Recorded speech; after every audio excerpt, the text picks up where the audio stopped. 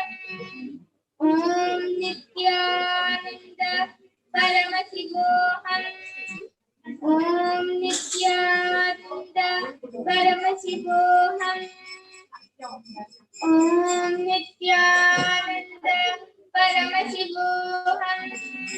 Om Nityananda Paramashivoham. Yes, as you can see, the coconut is actually vibrating. Paramashivoham. Om Nityananda Paramashivoham. Close up. Om Nityananda Paramashivoham. Om Nityananda Paramashivoham. Om Nityananda Paramashivoham. Om Nityananda Paramashivoham. Om You want to Nityananda see the coconut Paramashivoham. little closer. Camera should be little close. Paramashivoham. Om Nityananda Paramashivoham. Om Nityananda Paramashivoham. Om Nityananda Paramashivoham. Om Nityananda Paramashivoham. Om Nityananda Paramashivoham. Om Nityananda Paramashivoham. Manita, I request you to hold your hand little front. Huh? Yes, thank you. Yes, thank you. Yes. You can continue with power manifestation. Om Nityananda Paramashivoham. Om Nityananda Paramashivoham. Om Nityananda Paramashivoham. Om Nityananda Paramashivoham. Om Nityananda Paramashivoham.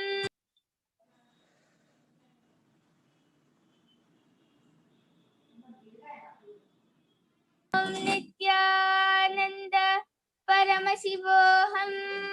Yes, you can see the coconut is almost tipping over. Nityananda Paramashivoham. Yes, beautiful. The coconut has successfully rolled off Ma Anita's hand. Yes, so be assured, Ma, that some of your incompletion, some root pattern which is deep inside of you has broken. Thank you. Would you like to share how you felt during this whole power manifestation? The minute you started chanting, a lot of vibration. It went on, it was fluctuating, voluntary, and then just reducing. Then ultimately it fell down. Yes. There was definitely a shift in my being also. I could feel a lot of Yes, beautiful. It's a great experience now. Yes. Ma Kaladra, would you like to share how you manifested this extraordinary power? I did nothing but surrendering at Swamiji's feet, telling him to manifest, and the coconut just fell. Yes, beautiful. Beautiful cognition. And with this, we would like to offer our gratitude and love at the divine lotus feet of the Supreme Pontiff of Hinduism, Jagatguru Mahasannidhanam, His Divine Holiness, Bhagavan Nithyananda Paramashivam. We thank you all for joining us in today's Paramashiva Shakti Avishkarana. Please stay tuned for the further sevas. Thank you, Nithyanandam.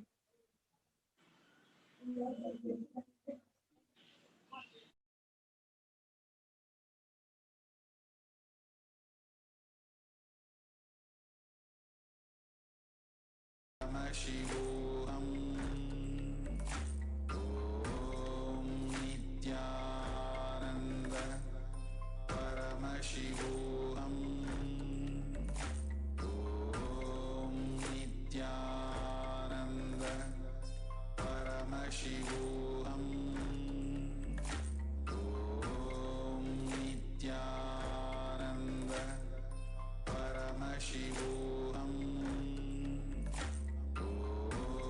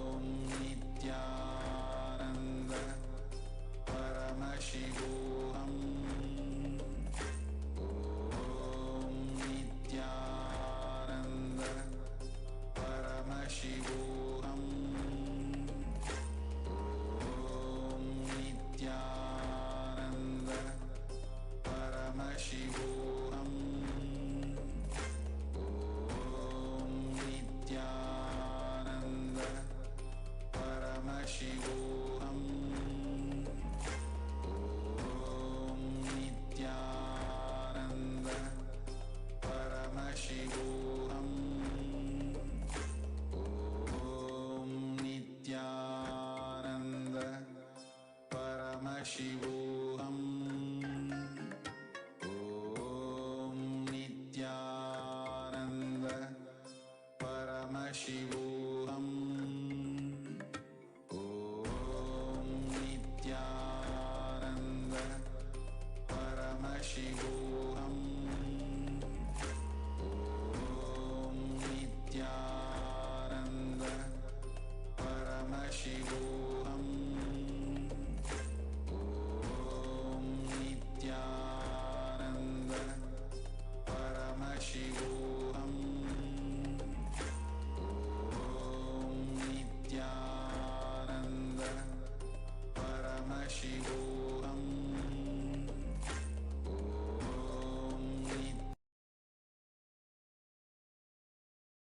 The next offering of the Uttamottama Seva at the feet of Devi Nithyanandeshwari Parashakti Sameta Sri Nithyanandeshwara Paramashiva is the offering of the Sangeeta Seva. Deva Devottama Devata Sarvabhauma Akhilanda Koti Brahmanda Nayaka Sri Nithyanandeshwari Parashakti Sameta Sri Nithyanandeshwara Paramashiva Sangeeta Priya Sangeetam Avadharaya Nithyanandam Nithyanandam Paramasukhadam Kevalam Jnanamurtim Dvandvatitam Gaganasadrisham Tattvamasyaadhilaksyam Ekam Nityam Vimalamachalam Sarvadi Sakshi Bhutam Bhavatitam Trigunarahitam Sadgurum Tam Namami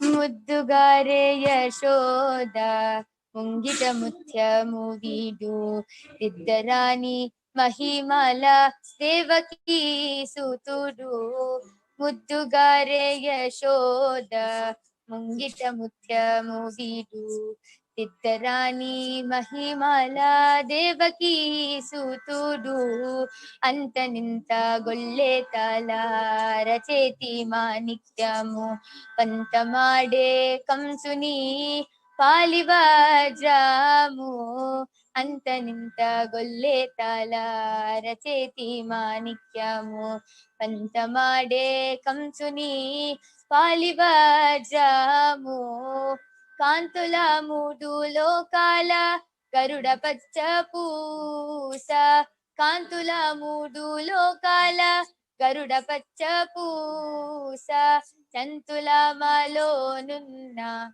Chinni Krishnudu Chantula Malo Nunna Chinni Krishnudu Muddugare Yashoda Mungita Mutya Muvidu Diddarani Mahimala Devaki Sutudu Muddugare Yashoda Mungita Mutya Muvidu Diddarani Mahimala Devaki Sutudu Antaninta Golletala Racheti Manikyamu Pantamade Kamsuni Palivajramu Antaninta Golletala Racheti Manikyamu Pantamade Kamsuni Palivajramu Kantula Mudu Lokala Garuda Pacha Pusa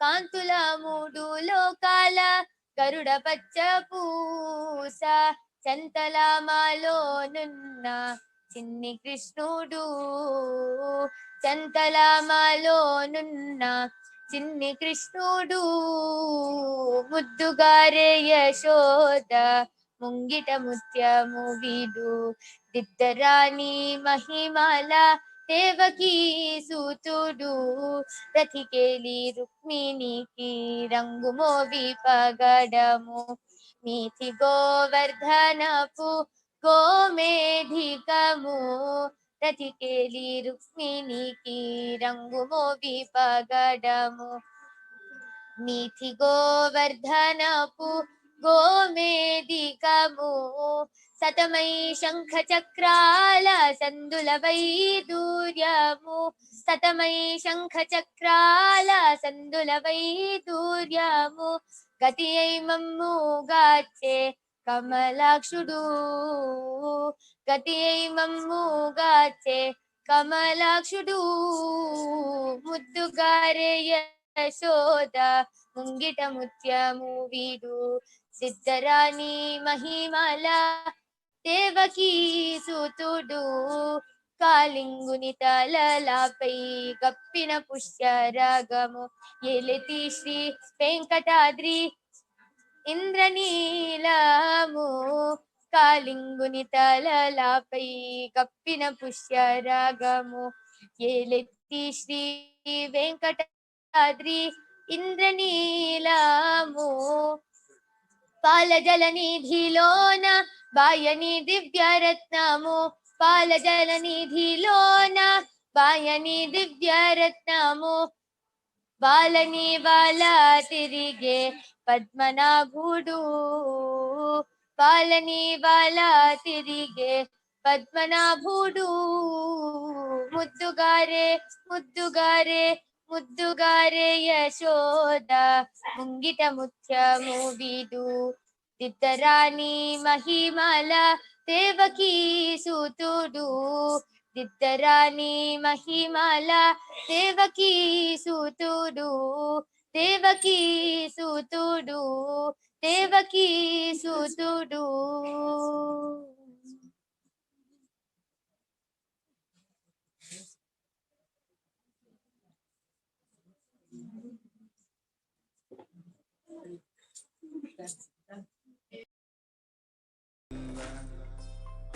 Paramashivoham. Om Nithyananda Paramashivoham. Om Nithyananda Paramashivoham. Om Nithyananda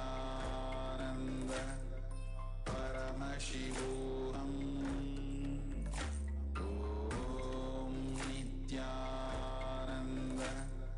Paramashivoham.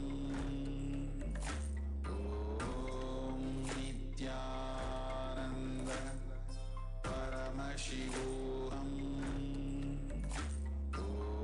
Om Nithyananda Paramashivoham. Om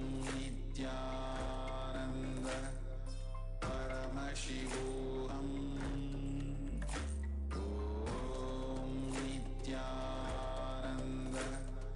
Paramashivoham. Om Nithyananda Paramashivoham.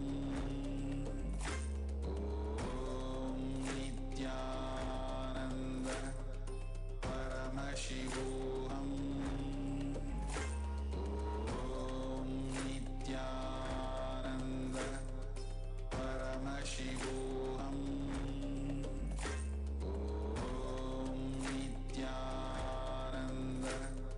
Paramashivoham. Om Nithyananda Paramashivoham. Om Nithyananda Paramashivoham. Om Nithyananda Paramashivoham. Om Nithyananda Paramashivoham. Om Nithyananda Paramashivoham.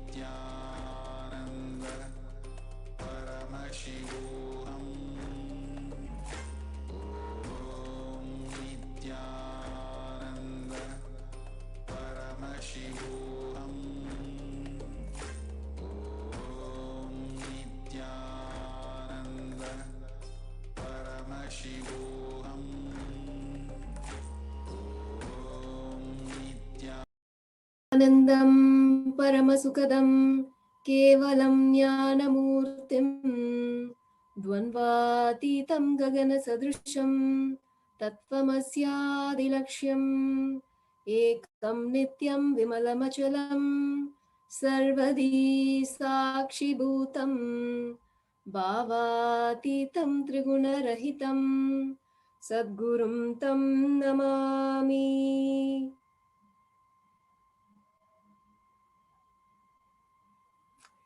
Nithyanandam, and welcome everyone. This beautiful Saturday night. Today we are gathered to discuss on the importance of puja. So today again we have our panel, Ma Shivananda joining us from Columbus, Ohio, and we have Ma Shivamaya from Netherlands, and we will also be having Ma Saumya joining us from Canada. Today we are continuing our discussion on the significance, importance of puja in our life. So as we start this beautiful discussion, we would like to start with Swamiji's words. So let us hear from Swamiji what he has to share, a very beautiful understanding of puja. Typically, when we think puja, we think, okay, mantra chanting, seriously, we are like, okay, I need to, create that space and chant the puja properly. It's a very, we think of it in a very serious way, or even as a devotional way of feeling connection. But Swamiji gives a different perspective to this. How he says what he says, let us now directly hear from him.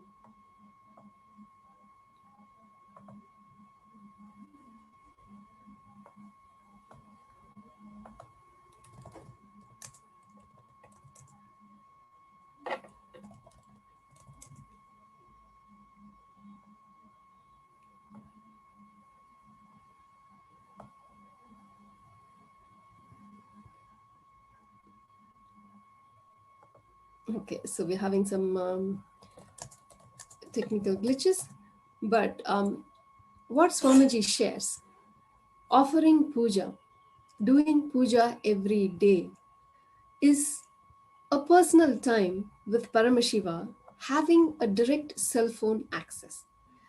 When Paramashiva gives his cell phone number, direct line, and to call him and talk to him one-on-one, what it would be, that is puja. Such a sweet, powerful sentiment that Swamiji is just, he gives us a different perspective of what we would think as puja.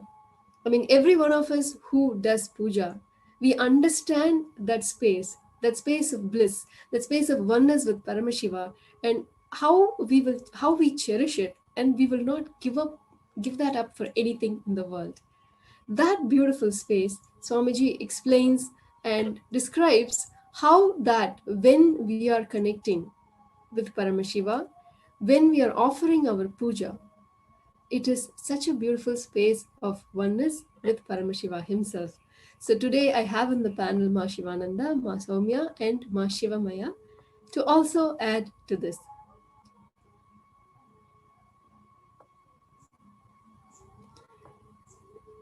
Yes, Ma Shivananda. Yes. In this regard, connecting with Paramashiva is practically connecting with yourself. It is cell phone to yourself, I would say, because some of the people think that, oh, I don't need puja and I can connect with myself. So, but this understanding of Paramashiva and you are the one, like Pasu, Pati, Pasu, Pasam, Pati, all one in the same. So connecting with ourselves is the connection of puja with the deity or the guru or anything is ultimately yourself. That is what, so the connection with yourself is everything to start your day is beautiful. So I would like Ma Shivamaya to share her view on that. Thank you so much, Ma. Yes, absolutely. I love this this part where Swamiji is telling it is actually a direct hotline to Paramashiva, and the puja really feels that way. Actually, the beautiful thing is because I used to have also this question like, can I not just do a meditation for gratefulness or something? But the puja is somehow designed in such a brilliant way that if you just go and sit and do it, everything gets aligned. So immediately you don't have to think, oh, what do I need to say to Paramashiva, or how do I need to visualize him? If you just perform the puja as how it is designed and how we have learned to do it, then automatically everything happens what needs to happen. So it is such a brilliant design, and that is how I'm understanding this direct hotline. You don't have to imagine or fantasize anything about it. You do the puja, and that automatically directly connects you in such a deep way with the cosmos. There's actually nothing like it. Yes, ma. Meditation is hard for other people lot of people to get into it straight. To sit with yourself, it's very hard. But puja is the easiest way to sit with yourself and connect with the divine. You absolutely. Actually, correct. that's a beautiful point that you're bringing up, Mahashivananda. Meditation. Actually, people think of meditation as controlling the mind. First, that itself is a wrong understanding. And without a proper initiation, without the guidance of the guru, when people try to meditate, even a simple meditation becomes a frustration. People think, okay, there's so much stress in life. I have to meditate. I have to spend time for myself. And they sit for meditation. But the meditation itself becomes a stress, where they are like frustrated and give up because they are not able to reach that silence within themselves. So meditation, first one thing, of course, you need the guidance of the guru, so that with the proper initiation, you can achieve that.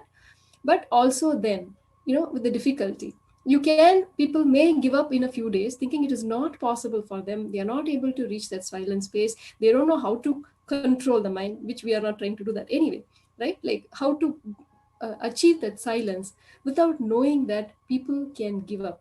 Or if you take yoga, people may give up because they are not able to bend their body, or without the right understanding, people may give up. But puja is not like that. You just get more and more, you start enjoying, tasting, even with the first day. If the simple feeling connection, when we offer the puja, it is just such a, it is instantly, like we were discussing earlier, even whether through meditation or yoga, you have to practice a certain level. You start somewhere wanting to achieve something. Whereas in puja, immediately, the moment you connect with Paramashiva, you connect with Swamiji, you're already in that space. The first day when you're sitting, even whether you know the chant or not, whether you know which material to offer, when, even if you don't know any of this, the moment you sit and connect and start offering the puja, immediately you are elevated to that beautiful space. So such a beautiful thing is offering puja, instant connection, instant hotline, like how Swamiji says. I think now we are ready to watch the video. So let us hear directly from Swamiji how beautiful it can be beginning our day, every day, offering puja to Swamiji, offering puja to Paramashiva. What a world of difference it can make.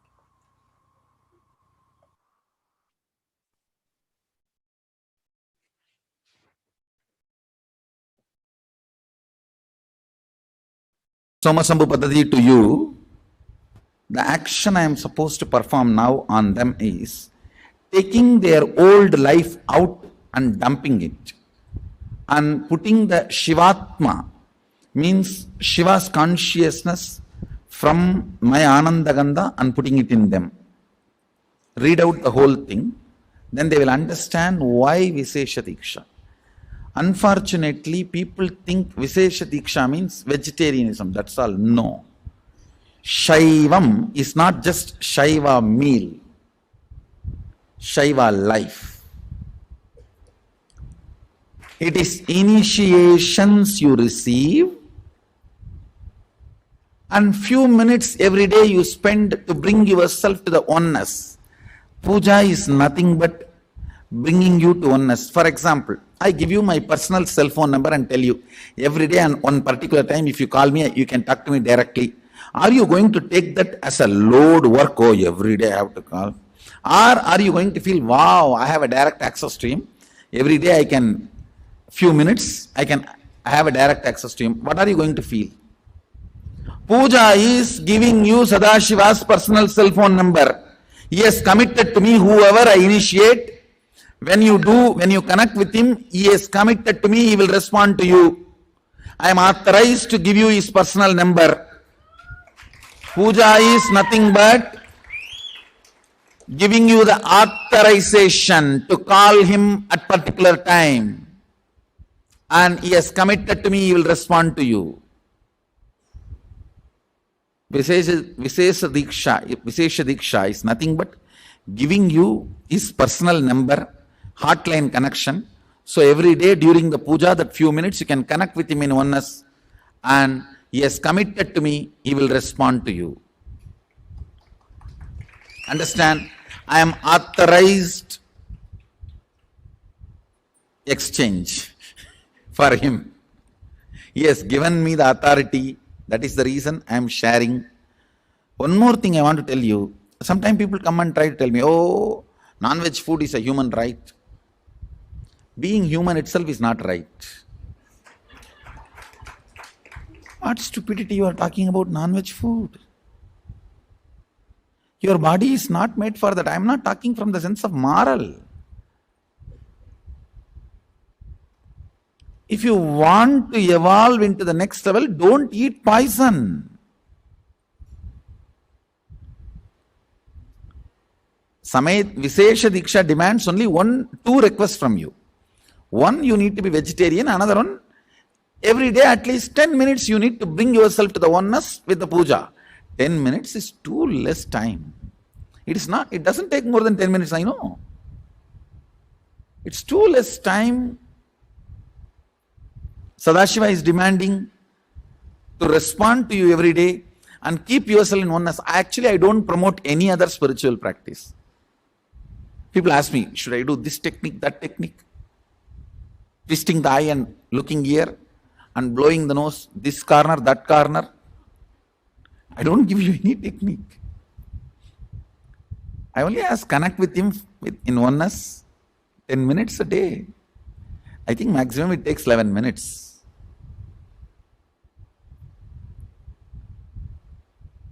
Anybody who listens to my words, I will strongly recommend you take Vishesha Diksha and become vegetarian. That will really help you. You cannot compare, understand? Whether you paid some 5,000 and came for NKY or paid few lakhs and came for MSS, that is not going to decide whether you are going to continue to manifest power and live manifesting powers. Whether you take Vishesha Diksha or not is only going to decide whether you are going to manifest powers or not. So please understand, the secret is in initiations and aligning yourself to the oneness, that's all. So I have to be integrated to Mahadeva, so I am revealing the truths as it is.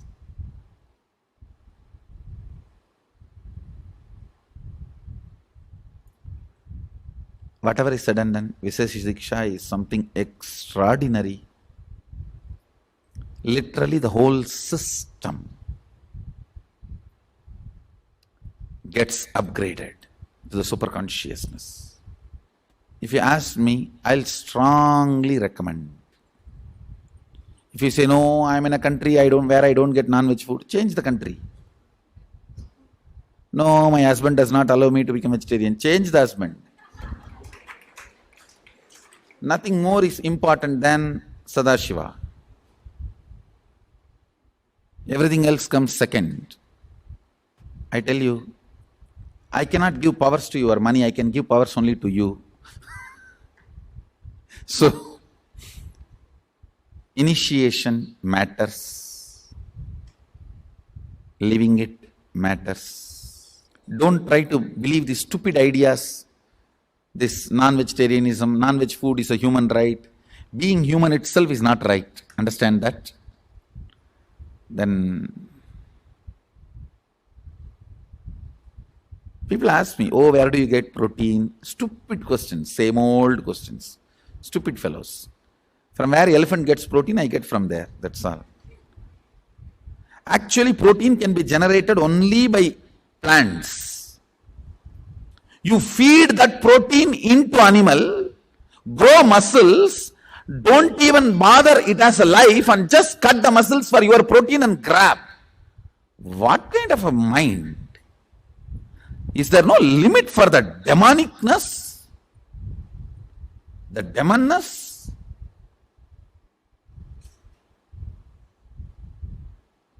You don't treat the animal as life, you treat them like a bank. How you put your money and take it back, like that you put the grain protein and take the flesh protein and eat. You think they are going to be blessing you and dying? Loka samasta sukhino bhavantu. Let everyone eat my flesh and live happily. No. All their curse is there in their muscles and their animal protein.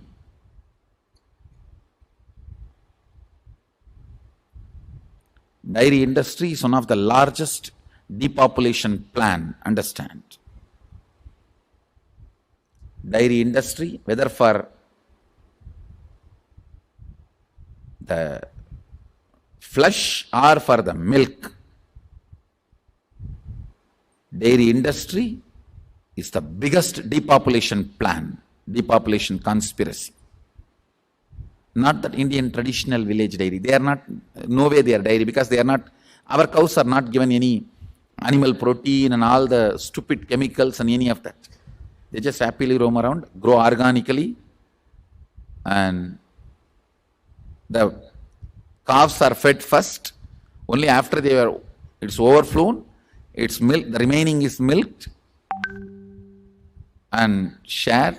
So Indian dairies, village dairies are completely different. Don't even compare this and that.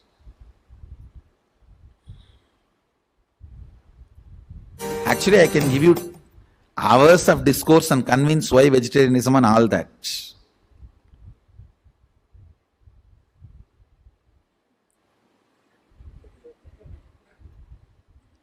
Then I don't think it is a guru-disciple relationship. It's a business. That's the reason. If too much of convincing need to be done, the guru-disciple relationship loses its sweetness and light romance. So, with this, I bless you all. Let's enter into Vishesha Diksha. Be blissful.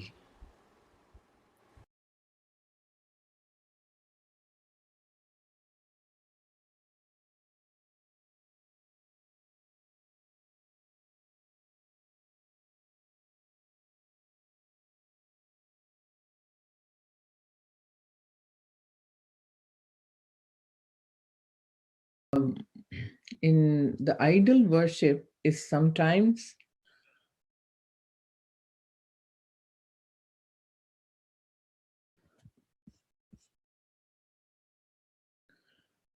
so now on the agenda, let's talk about how idol worship is considered. Sometimes, with the atheist, it is foolish and it is not good. But actually, they are thinking, you need to have your own strength. You don't need to worship to someone or something. But when Swamiji beautifully says that we are connecting to Paramashiva, which is a part of us through the deities, and deities have the independent intelligence. So when we connect to them, we connect to ourselves, and we achieve the higher consciousness to manifest our reality.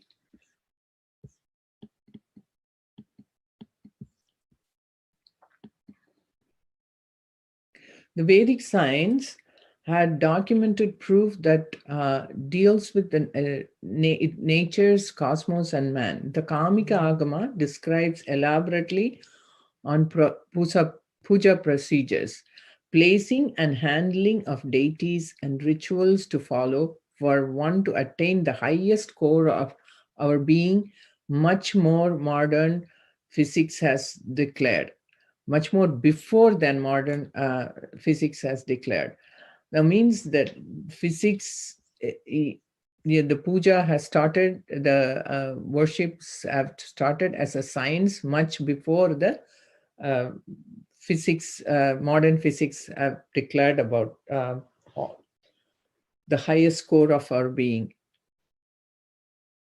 So Ma Shivamaya and Ma Soumya, please share your ideas on this. Yes, Ma, for sure. Like idol worship is something which is like we tend to digress away from the actual the context of it, but it's been a important part of Hinduism right from the days of rishis and saints.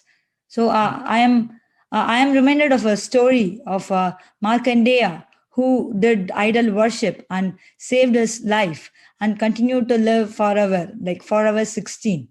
So yeah, so I can tell more about the story. It's a very interesting story that I recently came across, and I was so astonished how that puja with Shiva puja, how he got over death and he continued to live forever. So Sage Mrikandu, who is Markandeya's father, so he was doing some tava for getting a son, and Lord Shiva blessed him. And what Lord Shiva told Sage Mrikandu is that either he will get a son who will live for a long time, but who is not as learned, or a son who will just live for 16 years, but he is like he will be so learned and a scholar. So Lord Shiva gave the option to Sage Mrikandu, and Sage Mrikandu chose 16-year-old son who will be a scholar and know everything. And once Markandeya reaches age 16, and he came to know about this, that he was going to taken away, like he was going to die. And then what he did is he started doing Shiva Puja. And when Lord Emma came, he just held on to Shivalinga, the idol. And when immediately Lord Shiva came and saved him from Lord Emma and blessed that Markandeya will live forever. Such is the power of idol worship. We have seen this ever since. And not just that Markandeya saved himself, he has contributed to the whole humanity by giving Mahamrityunjaya mantra, the one that we chant every day for health, wealth, and all the benefits. The Om Trayambakam Yajamahe Sugandhim Pushti Vardhanam Urva Rukamiva Bandhanat Mrityor Mukshi Yamamritat. This is the mantra that even it is chanted in temples, and it's amazing. So it's not just about the single person enlightenment.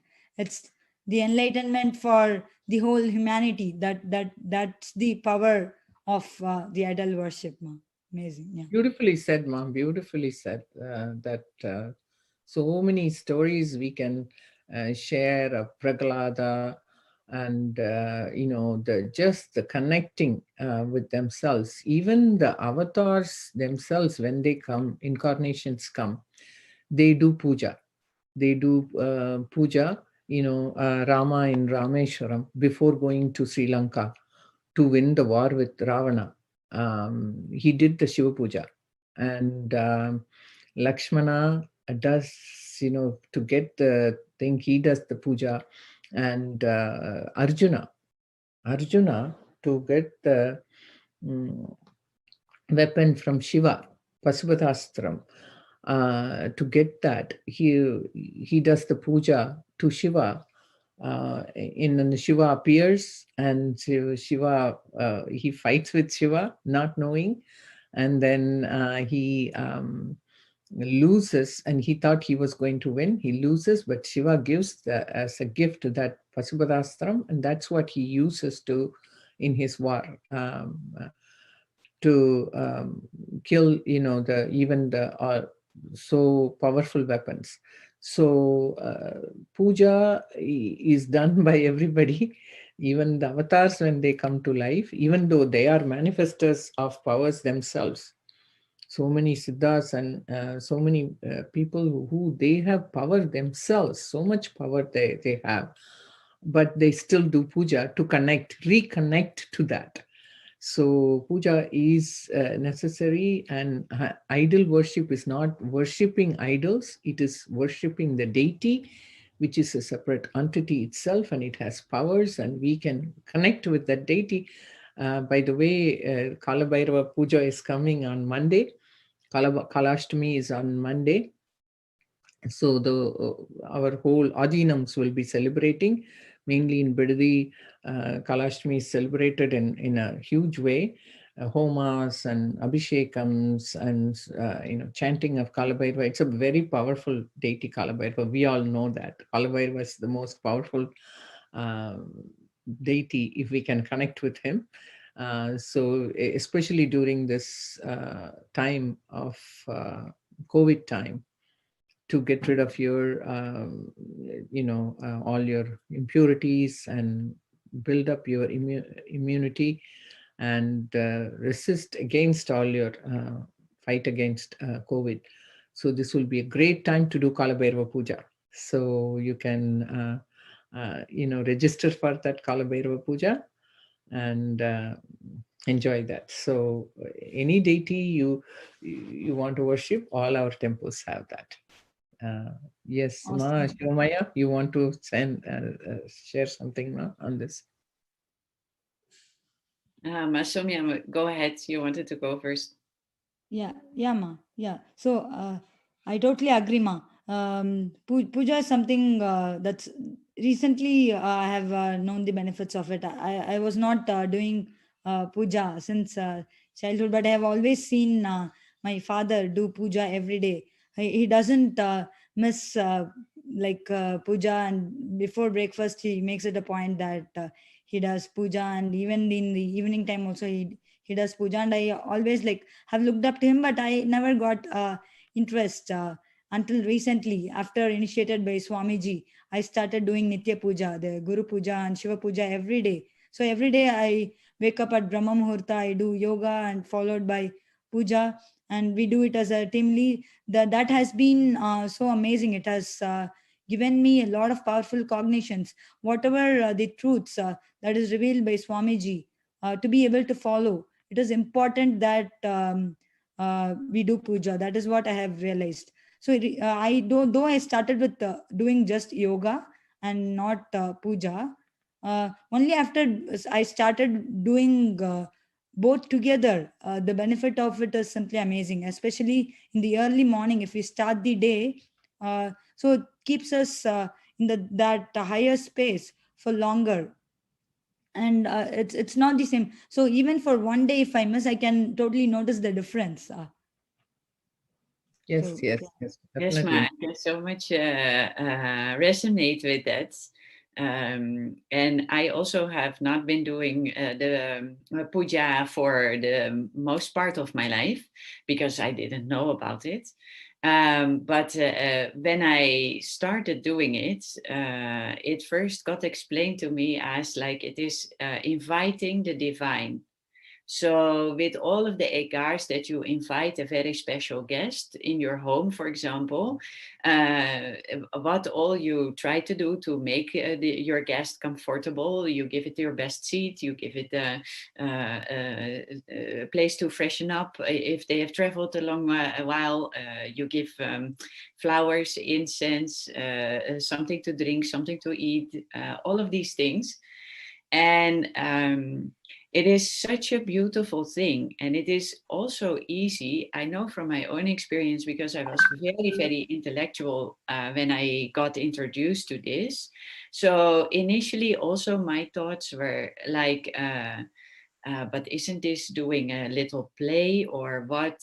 I was not having that understanding, but Swamiji gave me so beautiful and deep experiences that I thought, okay, whatever thoughts come up with me, I should not be listening to that, because these experiences that I got from Swamiji are so much more valuable than all that my intellect has given me in my life. So let me just explore, and let me just do it and see what happens. And now the beautiful thing is I have been able to create such a personal, intimate relationship with basically everything. Because, and that would have not, there's no other way how to do that, I feel, because God is the whole universe, the unknown, how to relate to that. But through this puja, now really I'm feeling if, for example, I have a very, very busy day and I have so many deadlines and I feel a bit rushed and I feel like, oh, I should actually only take 10 minutes for the puja and then quickly do the other things, otherwise it doesn't get finished. Then immediately it pops up like, no, silly, you can't leave Swamiji and Paramashiva and Parashakti without clothes. You can't leave them without something to drink. You can't leave them without eat. Would you do that to your parents or your children? No. You would give them all of that, no matter how much rush you have or how many activities you have in a day. So that is such a beautiful, deep relationship that you really feel like. I mean, I also know that the puja items, they are also kind of like just items, but I cannot feel about that way anymore, because you build such a deep relationship. So it starts feeling as a part of your intimate family, the divine itself. And that is the beautiful thing about it. Yes, Ma, it's so beautiful that in Hinduism, is through puja, so many people attained moksha. See, even in the temples, we have even animals get liberated. The elephant goes and pours water on the Shivalinga, it gets liberated. Same way, a little mouse, there are stories like a little mouse, it was so hungry, it went and drank the oil from the lamp and it gets liberated. And there is a spider that gets liberated. We have Kalasti temple where the spider got liberated. So Shiva liberates everyone. You don't have to come to the human form to get liberated. And so what it signifies is puja can get us to the, there is a song in poet, one of the 9 Mars said, Swamiji always quote, from the grass to the human form, we evolve. We become animals, plants, and beautifully when you were saying you're connecting with everything. It's called Jadapurul, even with the items that are not having a life, we start respecting it.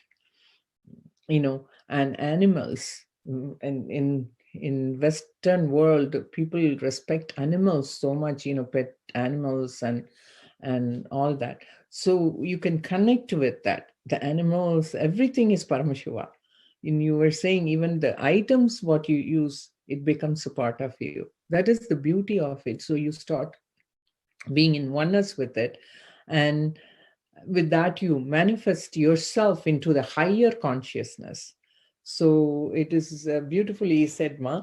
And we, even to do, if you don't know the mantras, we can say even just with Om, the primordial sound of the consciousness. and that we can connect with it. So we can talk about that also, how just a simple Om can connect with the Paramashiva and the higher consciousness, Ma. Yes, that power of Sanskrit words and mantras, that is something very extraordinary. Even if you don't know the language, even if you don't know the meaning of the words, just by chanting, and it can even be as simple as Om, which everybody can chant, that just aligns. I know when I first few times that the first connection with Om actually, and I started doing Om meditation, it was just saying Om all the time. I remember actually crying because I felt deeply connected to something that I was lost. And that was just the emotion happening. Somebody gave me this meditation to do. So I know from my own experience, without even knowing the whole science behind it, it has such a deep effect on people. And if you look at the puja, Swamiji explained also, when we chant all these mantras, even the whole breath gets aligned. And we can breathe so much deeper than we usually do. And that Swamiji told that if you just want to have the feeling that you're always like on vacation, that beautiful, relaxed feeling, the only thing you need actually is making your breath a bit go deeper. Because then already the whole system has that relaxation happening. Mm-hmm. And within chanting the mantras, the whole breath gets aligned by the rhythm and by pronunciation also of all these syllables. And therefore it has such an extreme power, and it aligns us to that. The Om is the vibration of the cosmos, right? The vibration is the energy frequency. So through these mantras, through these sounds and chanting, we align ourselves and our system to that frequency. And that frequency, of course, the higher our frequency, the more enlightened we live, or the more lighter we live. So these mantras are a very important part of the puja, helping us to realign to the vibration of the cosmos and raise our frequency instantly. Yes, Ma, it's beautifully said. So we can play the one of Swamiji's videos now, which he talks about the Sri Chakra, because Sri Chakra Yantra is very powerful way of doing puja and connecting with the cosmos. And so the Sri Chakra, let's say what Swamiji talks about Sri Chakra in this video.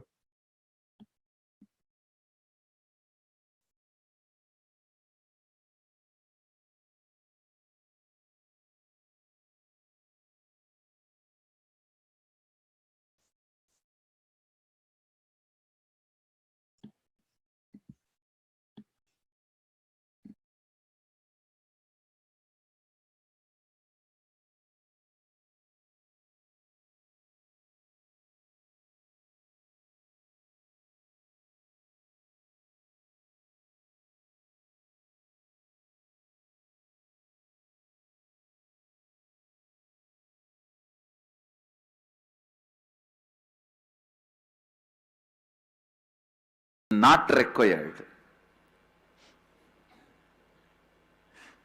which is not important.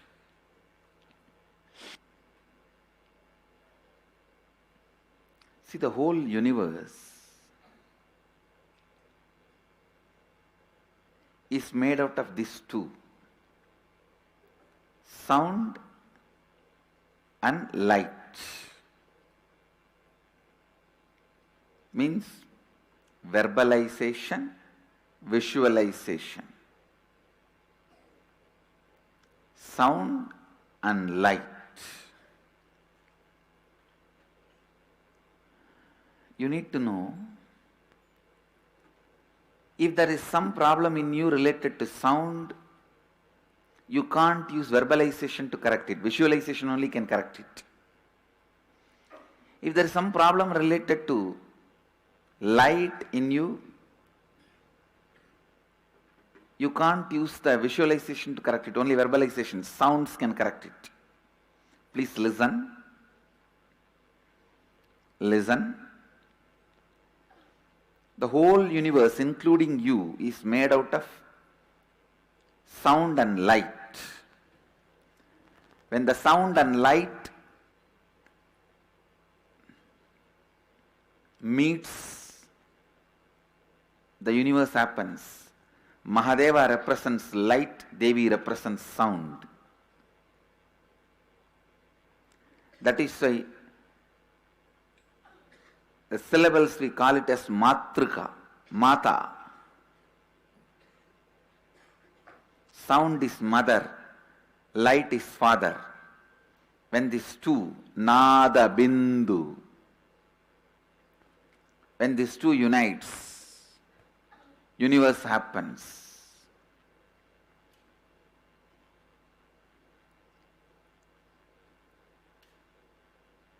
Science of Srividya,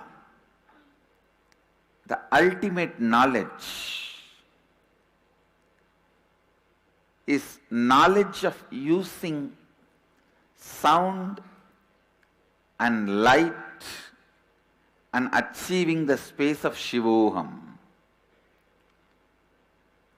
That is why all the powerful sounds are used, and in a very powerful way the lines are used. See, all forms are nothing but lines. Everything you see is nothing but lines. Lines in different geometry, that's all.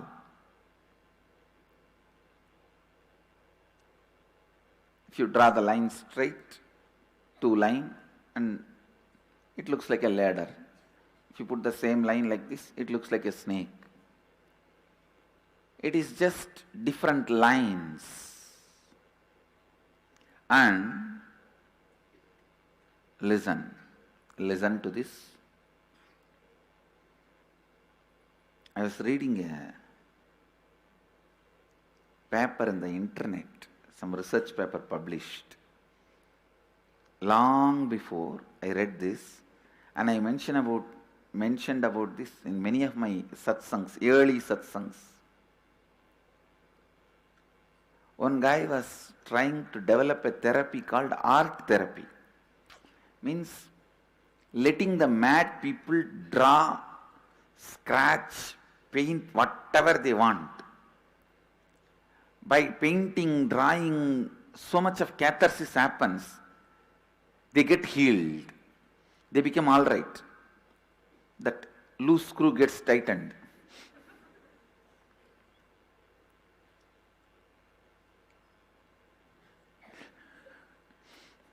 Now I have to speak about it separately in one satsang.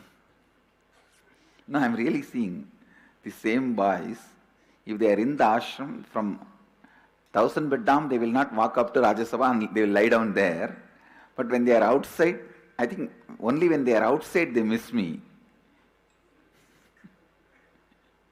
Now really, I am seeing even Indians. They are in Bangalore, they will not come to satsang. But if they are in Sugarland, they will drive all the way to satsang center, which is far more than Bangalore to ashram, and attend the satsang from the center. If they are in Bangalore, they will not come here to Biddi. But if they are in Los Angeles, 2 hours they will drive and go to the satsang center and sit in the two-way video conferencing.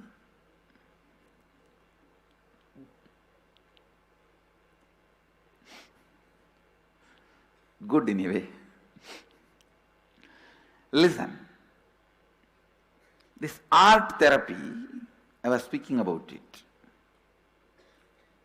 Come back to it. By painting,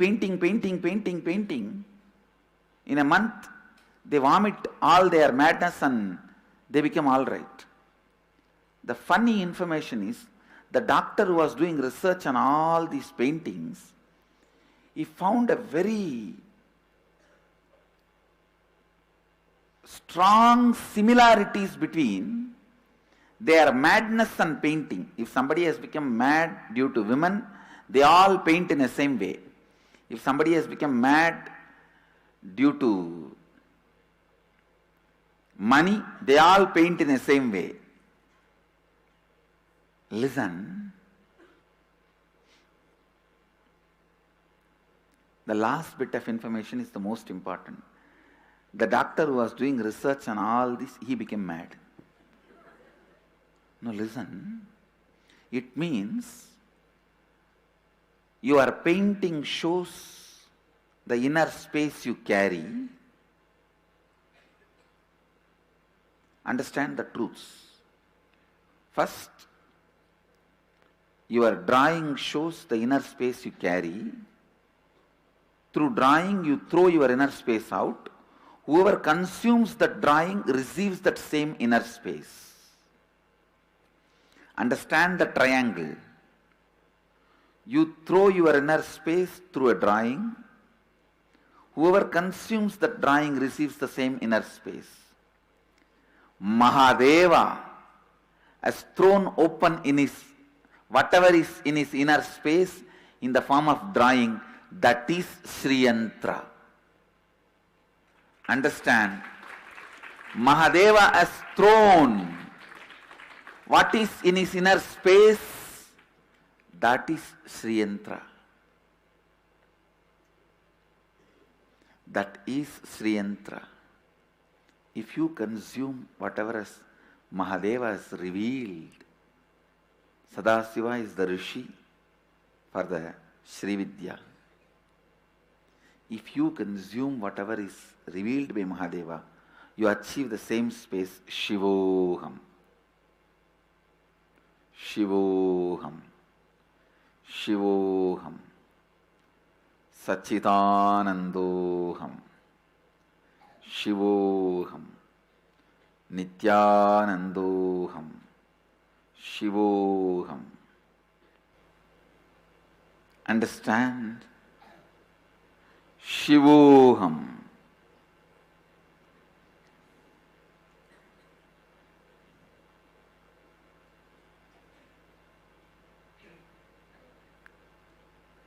Shivoham is the sound, verbalization of Mahadeva's inner space. Sri Yantra is the geometrical representation, visualization of Mahadeva's inner space.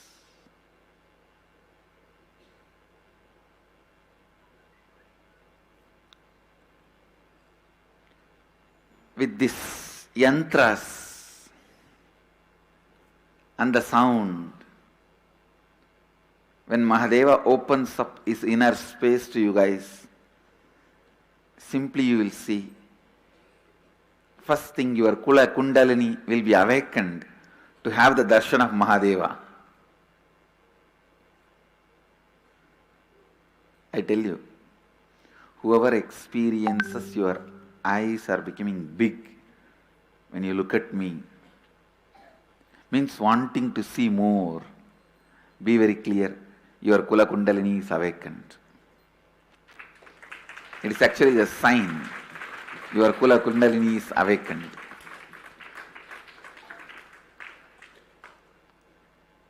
Only when the Kula Kundalini gets awakened, it wants to see more. It wants to look more. If you see gold jewelry and you want to see more, means your Kula Kundalini is working towards gold jewelry. If you see a man or a woman and you want to see more, it means your Kula Kundalini is working in that direction.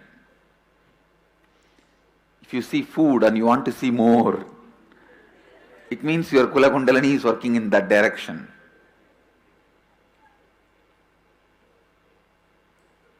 You see the Master Swaman, you want to see more. It means your Kula Kundalini is moving towards the Sahasrara.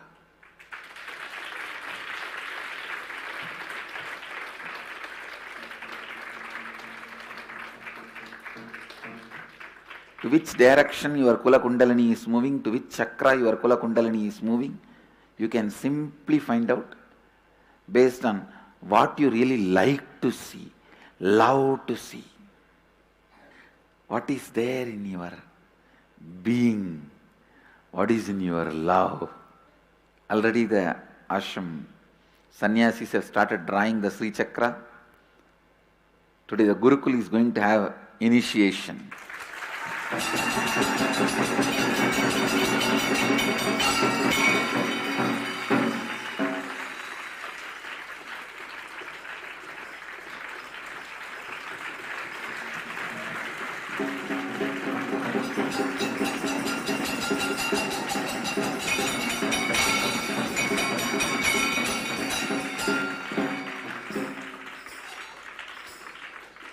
Whatever I bring it to planet Earth, the first pack goes to Gurukul.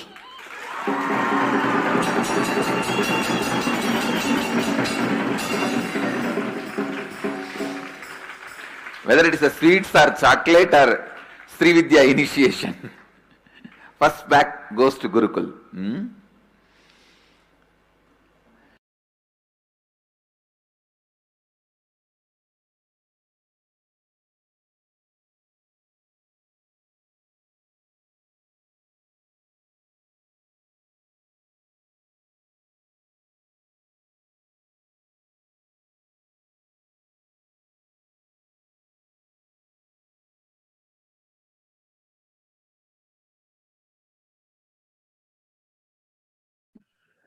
We were listening to Swamiji. That was beautiful. He was saying how,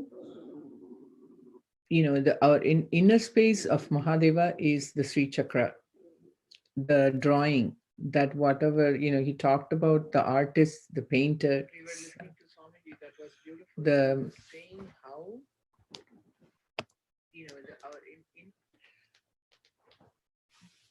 the inner space is connected to how the visualization and how we have it, and he beautifully explained.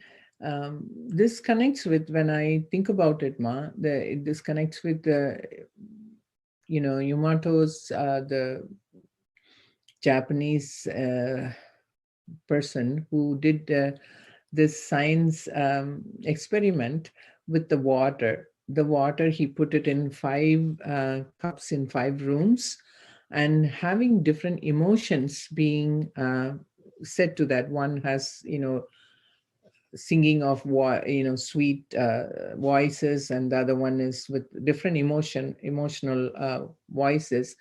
And at the end of how many weeks or whatever, he found the water with beautiful chanting or mantras, a kind of meditation sound or whatever, had beautiful shapes. The other ones had like a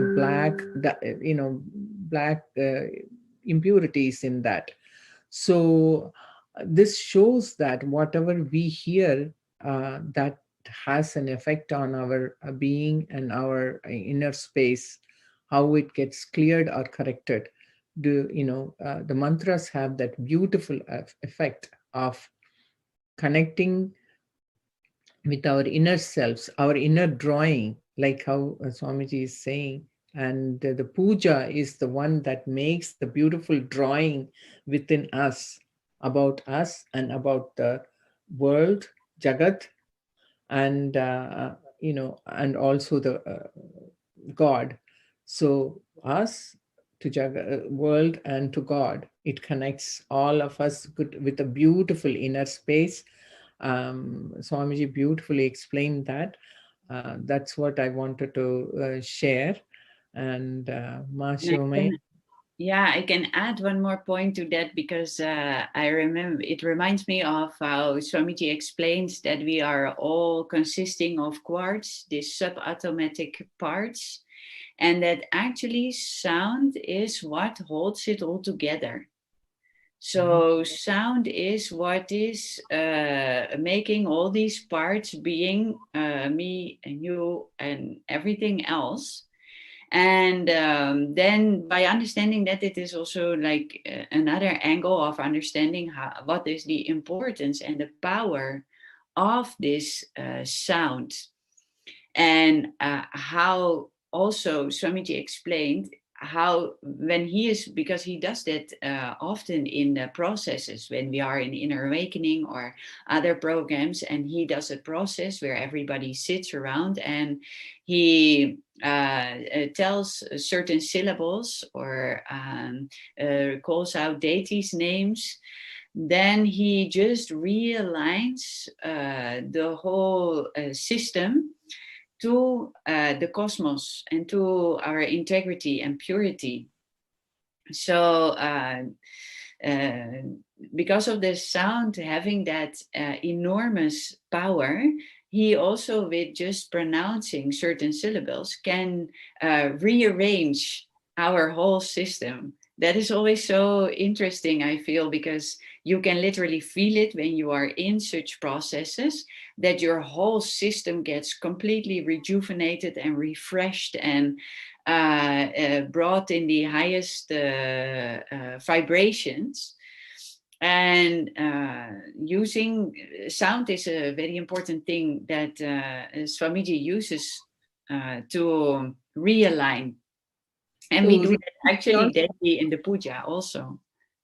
Recently also, there is a scientific research. It says that how music has such an effect on people, and what kind of music they listen to. If they listen to sad music, they are feeling sad and depressed. And if they are, listening to music that is rajasic, and they are feeling rajasic and fighting. And the music, if they are listening to, is in a higher conscious way, like with love and everything, they feel love. So music has that kind of, the sound has that kind of effect. And definitely the mantras has such powerful effect on us, and how we visualize ourselves and connect with the world and God. Yeah, and that is also the beautiful thing, Mahasannidhanam, where Swamiji said in this video what to do when you're out of line or something is wrong in the visualization or in the verbalization. Mm-hmm. And the beauty of puja, of course, is that we do both. Mm-hmm. All of it is included in that one puja. So doing that puja aligns everything back, like every single day.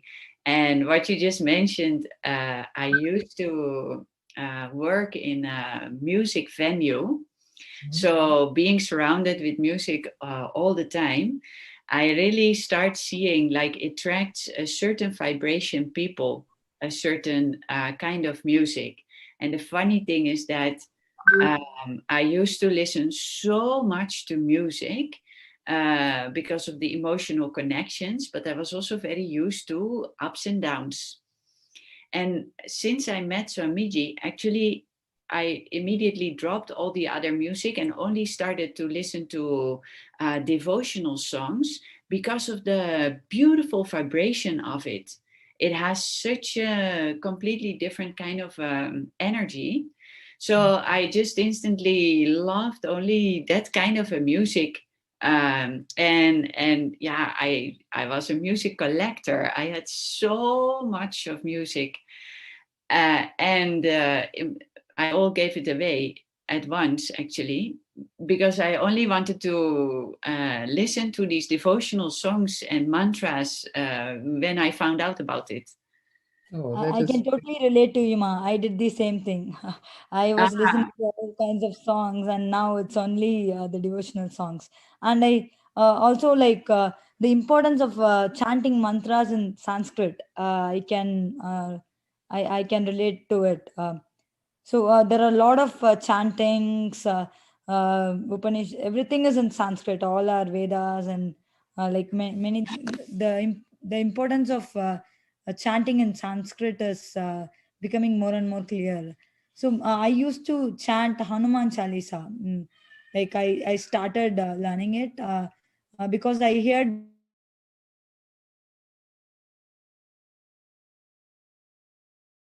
coverage and like so it's been working awesome. Like if you chant it every day, it helps a lot in getting rid of your and all the incompletions, especially if we do it at the time of puja. And it has amazing benefits. Yes, Ma, that is so beautiful. Yes, nice to hear. And Ma Prematma is here. And Yeah, sorry, had some technical issues, had dropped off. But yeah, it is such a powerful. Uh, it is very scientific. The whether the pujas, the chanting, the feeling connection, the sentiments, just evolving us to the highest consciousness, which no other religion gives that gift.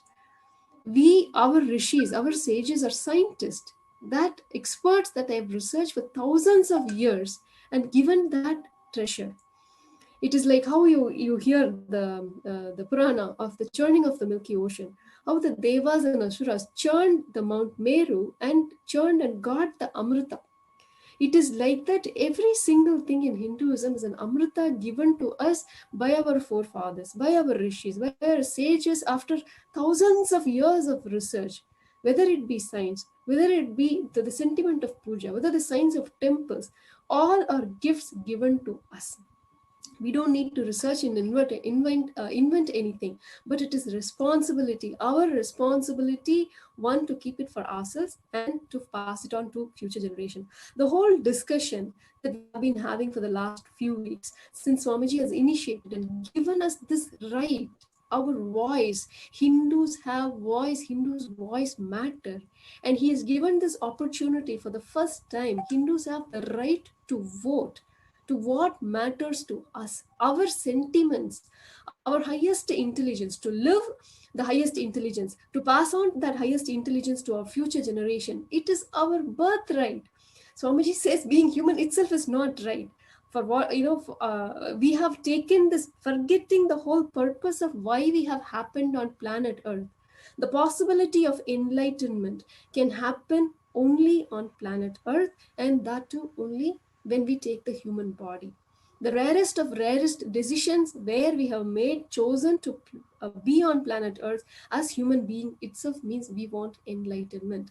When that is our purpose, the goal for which we have taken birth, when that is snatched away from us violently, that is what is happening when our temples are being destroyed, when our rituals are being destroyed, when we ourselves are taught to move away, to distance ourselves, to become Western, to become modern, moving away from our own sentiments. Please don't think we are made something extraordinary. We are not given any solution.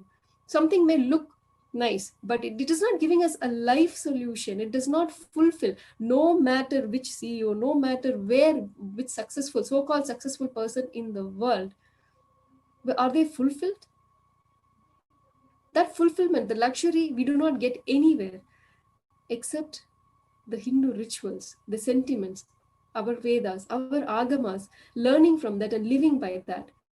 That fulfillment only Hinduism can give to the world. That fulfillment is our pride, and that fulfillment is we need to keep alive. So far we have been slaves, not even realize that we are being destroyed. Our tradition is being destroyed. Our great science is being mocked and destroyed. It is our responsibility. The first responsibility that we can take is make our voices heard. Kailasa, the only nation, the only Hindu nation, gives us that right for Hindus. The only place, not only for the first time, but the only place that gives Hindus, any Hindu, any average living, practicing Hindu, that right to make your voices heard. Whether it be vegetarianism or non-vegetarianism, Hindus have a right to choose who runs our temple. Hindus have a right to choose. We should govern our own temples. Whether pujas are important or not. The question itself, it's a sad question, because that is a sad state we are in. Pujas are very, very important for us to realize our highest truth. The whole purpose for which we have taken birth on this planet Earth, to realize, to achieve enlightenment, to achieve the state of Paramashivoham, that we can get only through our Hindu sentiments, through our Hindu rituals. So it is not only our right, but our responsibility to vote, to take this forward to future generation, to keeping it alive. So we cannot fall for the so-called the mediocre human ideas of, oh, I don't need pujas. It is enough if I just meditate, or even meditation, learn properly, learn from the shastras. There are so many techniques that are given. Or even like as Shivananda was sharing earlier, people think I am already God, I don't need to worship, or I don't need a guru. This is like foolish ideas. What do we know about ourselves? Yes, Shivananda, you have something to share on this. Yes, yes. What we know about ourselves is what other people are saying about us. That's what is we are thinking as. See, Ramana Maharshi says, Nanyar, in Tamil, you go and find out who you are first. So that it's not that easy to find out it for everybody, because we are whatever the society puts on us, that you are this person, you are this, you are that. That's what we believe. We start believing in that, and that is what we think who we are. So how do we find out who we are? So that is through meditation and through finding out ourselves, going inwards. Some people, when I say going inwards, what do you mean by that? They're saying inwards. What is inside that? Is the stomach inside us or not? So inwards means going inwards to yourself and sitting with yourself. It's not an easy thing in this Kali Yuga. So actually, yes, ma, that is a very good point that you're bringing. Because okay, people that who claim I don't need anything, I don't I don't need a guru, or I don't need a god, I don't need to be worshipping, are they able to sit with themselves for 5 minutes with themselves? No TV, no booze, no nothing, no distraction. Are you able to sit with yourself and live with yourself? Are you able to handle yourself? People who claim that, oh, I don't need anything, I don't need God, I don't need guru, I don't need rituals, will you be able to handle your mind for 5 minutes? Prove that. You cannot, because you yourself are confused, without a goal or without a direction, running behind this and that, whether it is money or relationship or fear or greed. You are caught in millions of things, the whirlwind of the world. How then are you able to provide a solution? Are you able to give a solution for depression to somebody? No, you yourself are depressed. You're living a pathetic life. Yes, So ma, there, especially in the COVID people times. who, sorry, ma, go ahead. Yeah. Especially during the COVID times, when like it's so fearsome. Like every day when we see something in the news, we get so scared, and we're not able to handle ourselves. We are not able to handle our own emotions. And how can we just say that these are all not needed? It's yeah, actually, you're right. exactly. When some still happens, when the so-called life is like normal, so-called normal, right? Everybody says, oh, I can handle life. But just one shift, we don't know what will happen tomorrow. When something like that happens, are you able to handle yourself, or are you falling into depression or uncertainty? Of any person who does puja regularly, who has the feeling connection, who has this following, a living Hindu, a practicing Hindu, will not go through that kind of a depression. When he has the strength of offering the puja, of connecting to the divine, knowing that it is all the divine's leela, who is taking care of everything, who's the creator, sustainer, destructor, and who's pulling out us of our illusion, will not get perturbed. They know he is under control and he's taking the whole thing beautifully. But a person who is an atheist, a person who does not believe in God, or who does not have the guidance of a guru, will be shaken. They will not know what will happen tomorrow. They will be, it's not like such a state of stress. Do we want to be in that space? Do we want to be stressed and One depressed thing I and want to confused? share, even the atheist, they believe in something. They don't call it as God. They call it something they believe in. So without belief is God. What we call Paramashiva is everything, is God. But the Yes. atheists say that they don't believe in anything. They believe in at least themselves, what they are thinking. They are believing in their thoughts. So that itself is Paramashiva. So they cannot escape from Paramashiva. Paramashiva is within them, So they can call it anything. They can call themselves as atheists. We don't believe in God, Yes, but ma. See, they a believe in something. life with Yes. See, a life with ups and downs and struggle is a mediocre life. It is for average people. But no, when you are aligned to rituals and when you're aligned to these practices, we don't go through these ups and downs. Life is just a smooth sailing. We know how to handle these situations, and we know that there is a higher intelligence which is taking care of everything. It is such a joy that Hinduism has given us this intelligence. But Hinduism is not just for us to keep it for ourselves. It is to share with this whole of humanity for enjoying, for everyone to benefit. So it is not only our right but our responsibility, and to enjoy this and share this with the entire world. The joy of offering puja, the joy of going to temples, the joy of being part of these rituals. It is just it is adds to the purpose, to the highest purpose of our life, what we have come for. Otherwise, whatever we do, we are conflicted. We are never fulfilled in whichever direction we are running. You go one job after another, you go another, like, and then there's also a complete uncertainty, right? Living like animals, and life itself is a torture, and we become only a source of stress for others instead of a solution. Hinduism is just so beautiful. So again, I'm reminding everyone, we are here sharing the glory of Hinduism, one of the beautiful aspects of offering puja.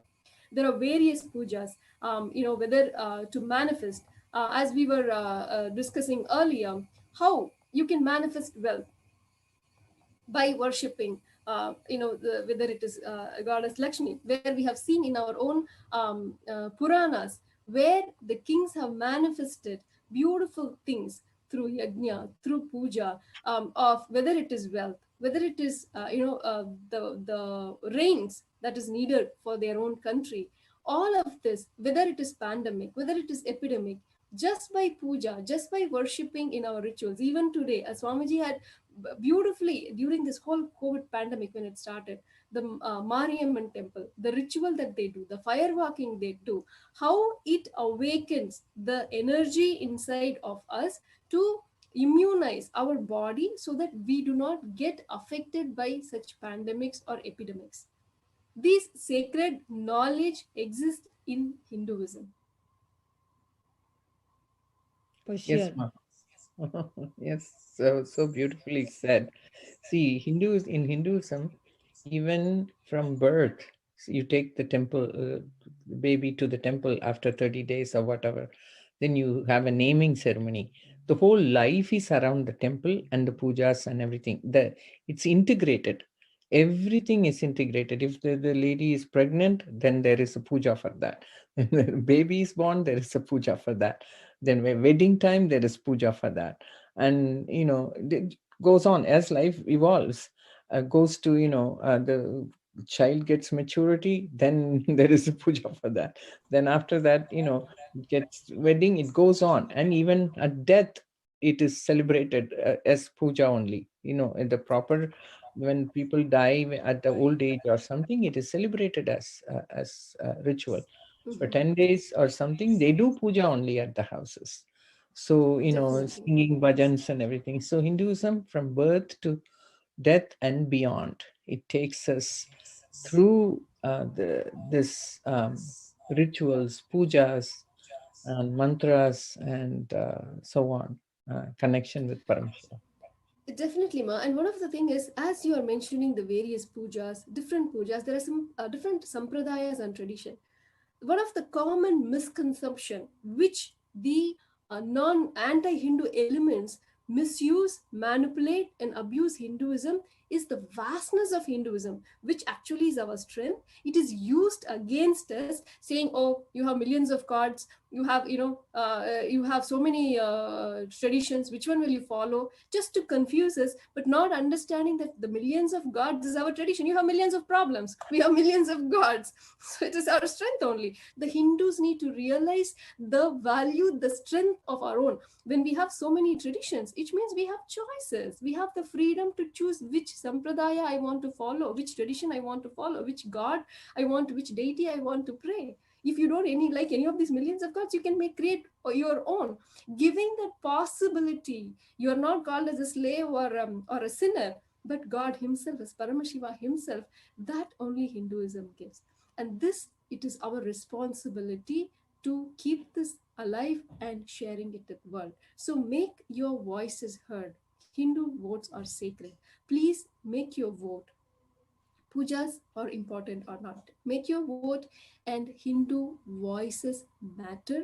and Hindu voices are heard in Kailasa, the only place where Hindu nation, the only greatest Hindu nation in the world, Swamiji has created this world for in this whole planet, created this. There are 2 billion living practicing Hindus, and the only place where you have right to vote as to what is important to Hindus is Kailasa.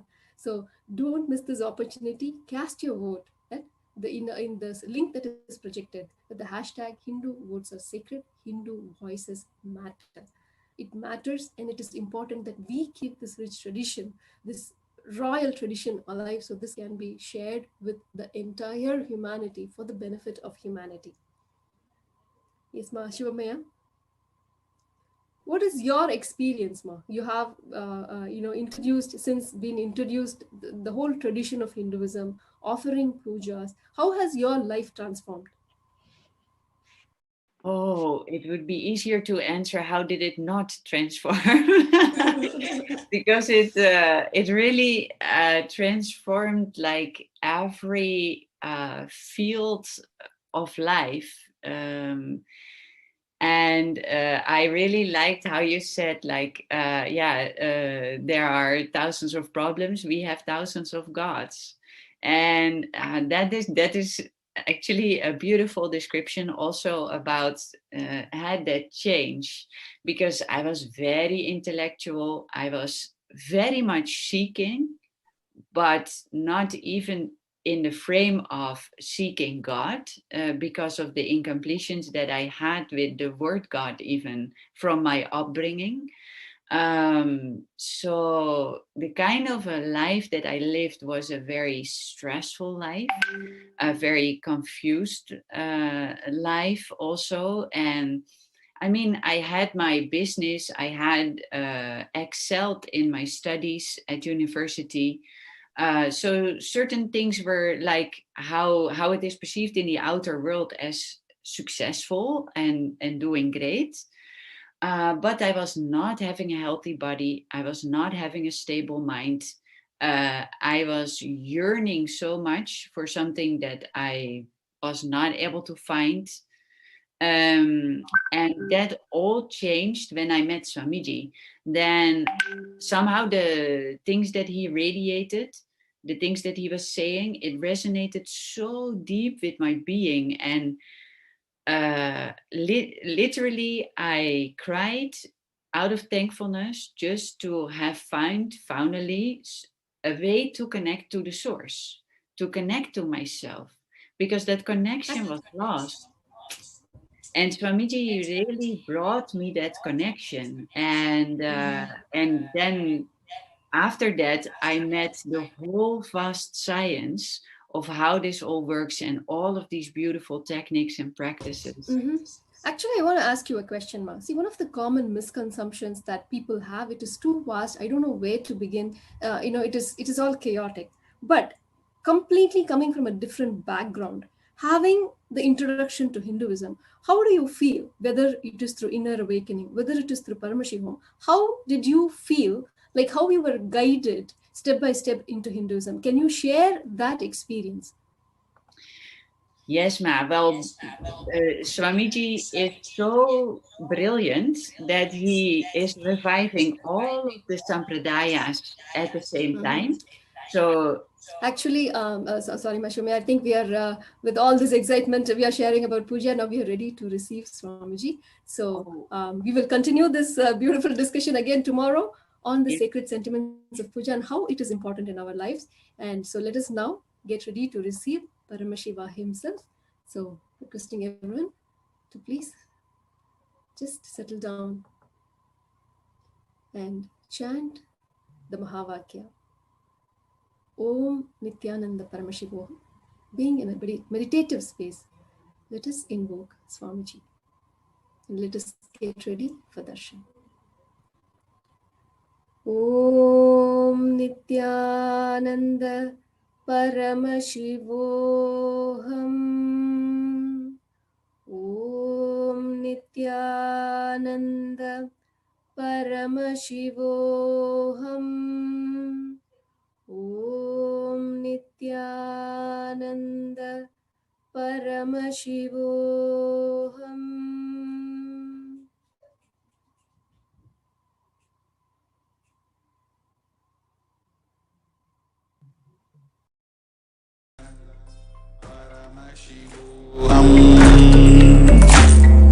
Om Nithyananda Paramashivoham.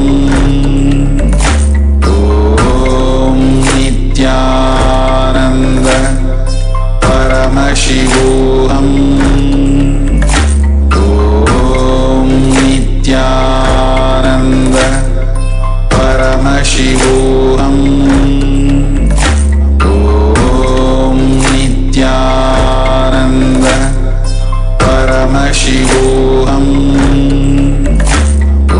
Om Nithyananda Paramashivoham. Om Nithyananda Paramashivoham. Om Nithyananda Paramashivoham. Om Nithyananda Paramashivoham. Om Nithyananda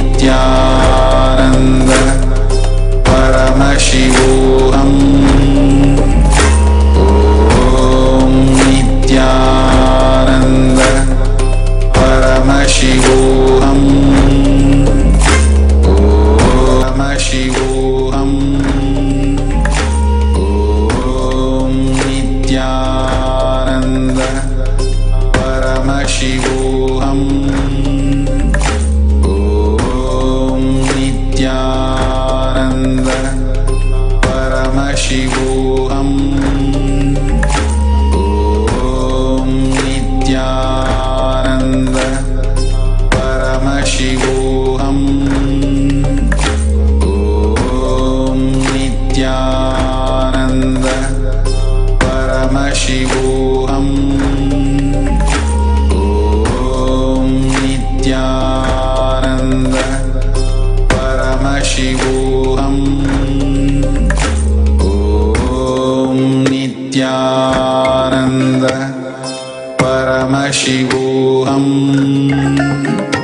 Om Nithyananda Paramashivoham. Om Nithyananda Paramashivoham. Om Nithyananda Paramashivoham. Om Nithyananda Paramashivoham. Om Nithyananda Paramashivoham. Om Nithyananda Paramashivoham. Om Nithyananda Paramashivoham. Om Nithyananda Paramashivoham. Om Nithyananda Paramashivoham.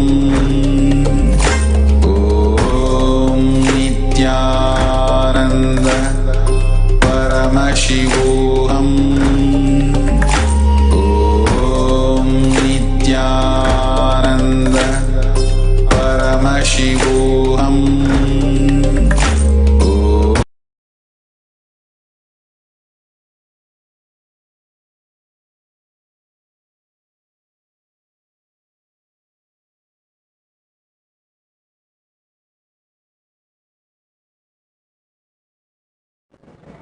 Connecting with the divine with your eyes closed is meditation. Connecting with the divine with your eyes open is darshan. Come, let us all now move from meditation to darshan. Slowly, very slowly, Please open your eyes.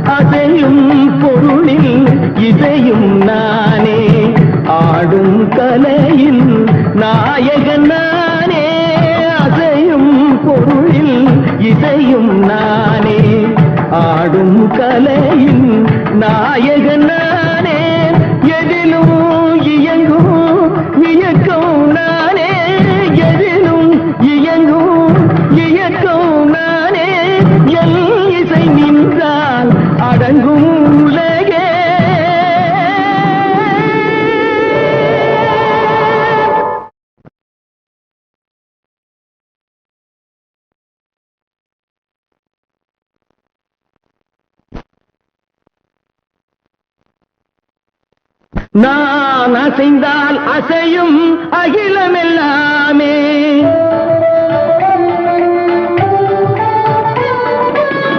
நான் அசைந்தால் அசையும் அகிலமெல்லாமே. அறிவாய் மனிதாவும் ஆணவம் பெரிதா, நான் அசைந்தால் அசையும் அகிலமெல்லாமே. அறிவாய் மனிதாவும் ஆணவம் பெரிதா, ஆலவாயனோடு பாட வந்தவனின் பாடுவாய இனி மூட வந்ததொரு பாட்டும் நானே, பாவமும் நானே. பாடும் உன்னை நான் பாட வைத்தேனே, பாட்டும் நானே, பாவமும் நானே. சத்திகம் திகதிகம் திகதி தனிதபதி தனி தனி தனி தனி தப மகரி சமகரி பமகர பமகரி மகர மர பம தனிதா.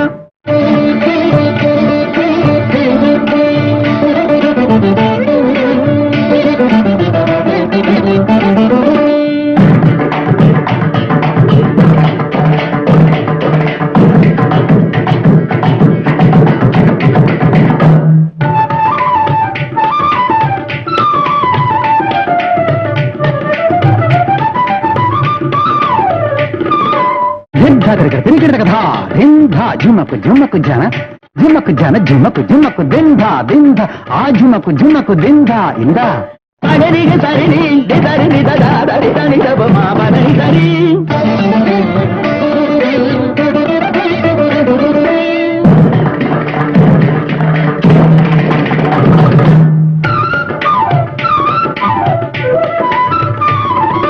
ಕಥತಾರಿ ತಕಿಟ್ಟ ಜನುತಾರಿ ನಿಮಿತ್ತ ಕಾಂಗ್ರಿ ಗಿಡದ ಇಂಗ್ರಿ ಗಿಡದ ಅಂಗ್ರಿ ಗಿಡದ ಗರಿ ಮಗರಿ ಸಾರಿಗ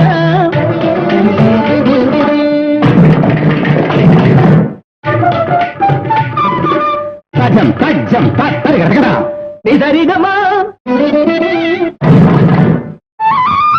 ದುಂದರಿ ಗಿಡದ ಗರಿ ಸಂ ತರಿ ಗಿಡದ ಅರಣಿ ಗಿಡಗೈ ಅಗದಿರಿ ಮಗ ಗಗ ಬಬ ಮದ ಬಬರಿ ಮದ ಬಬರ ಮನಿ ದಸನಿ ರಿ ಸಗರಿ ಮಗ ತಿಕ್ಕನಿ ದನಿ ದ ಸಗರಿ ದನಿ ರಿ ತರಿ ತರಿ ದ ದರಿ ದನಿ ದ ದನಿ ದ ರಿ ಗಮ್ಮ ದ ಬಬ ಗಮ ತಸನಿ ದ ಬದ ನಿತ್ತಗರಿ ದನಿ ನಿ ತನ್ನ ಗರಿ ಗ ಸಮಯರಿ ಗ ಗರಿ ದನಿ ರಿ ಮೇರಿ ದನಿ ದ ದನಿ ದ ಬಬ ಪತ್ತ ದನಿ ದ ಬಬ ತಿ ದನಿ ದ ಬಬ ಗರಿ ದನಿ ದ ನಿ ತಡ್ಡಿ ಗರಿ ಗ ಗರಿ ದ ಗಂಟಿ ಗರಿ ದನಿ ದನಿ ದನಿ ದನಿ ರಿ ದನಿ ದ ಮಗರಿ ದನಿ the Bunty the Bhagavati కమగని భాటునానే భావమునానే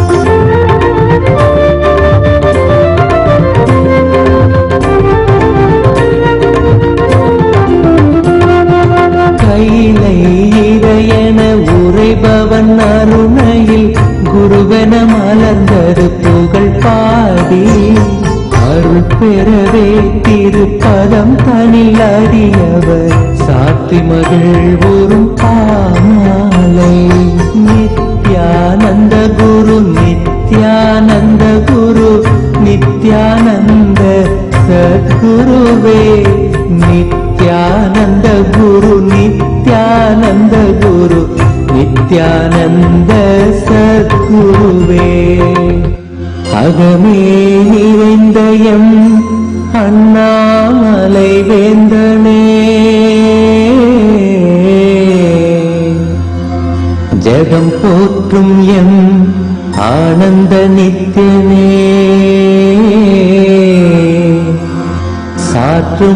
சாற்றுமித்தாமலை ஏற்றமை காப்பாயே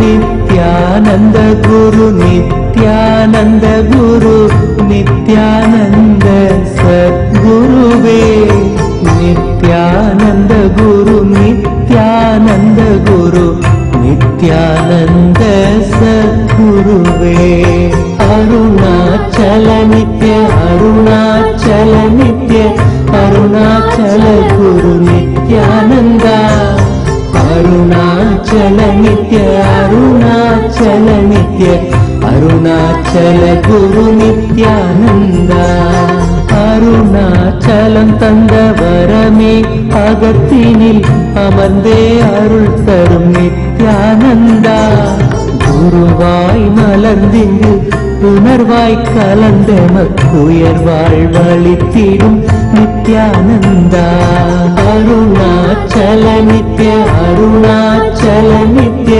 Arunachal குரு நித்யானந்தா அருணாச்சல நித்ய அருணாச்சல நித்ய அருணாச்சல குரு நித்யானந்தா புவிமேல் பிறந்தது எதனால் என்பதும் அறியா பதர்யாம் நித்யானந்தா துதிப்பாடிடும் வரம் அளித்தே குறைதனை களைந்தாய் கணம் தனில் நித்யானந்தா அருணாச்சல நித்ய அருணாச்சல நித்ய அருணாச்சல குரு Nithyananda Nithyananda Arunachala Nitya Arunachala Nitya Arunachala Guru Nithyananda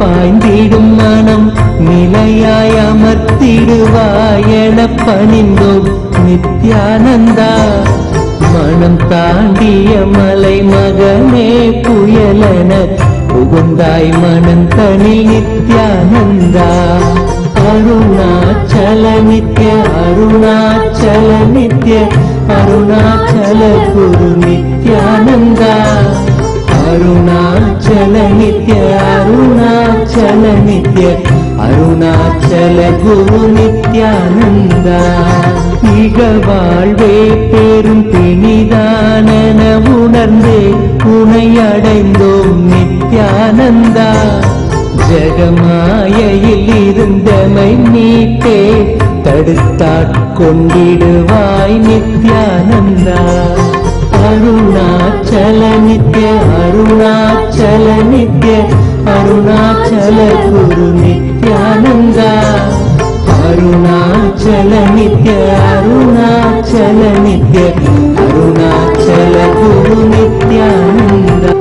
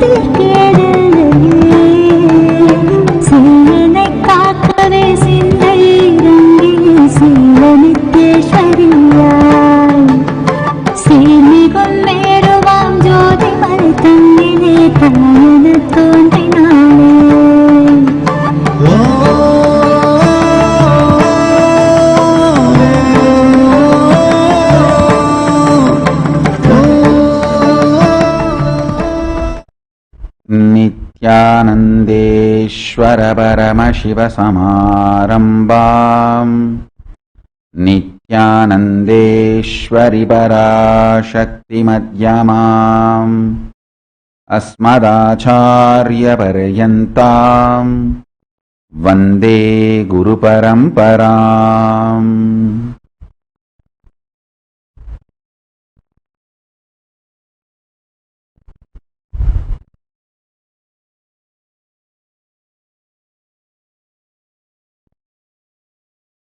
I welcome you all with my love and respect. I welcome all the living, practicing Hindus from all over the world.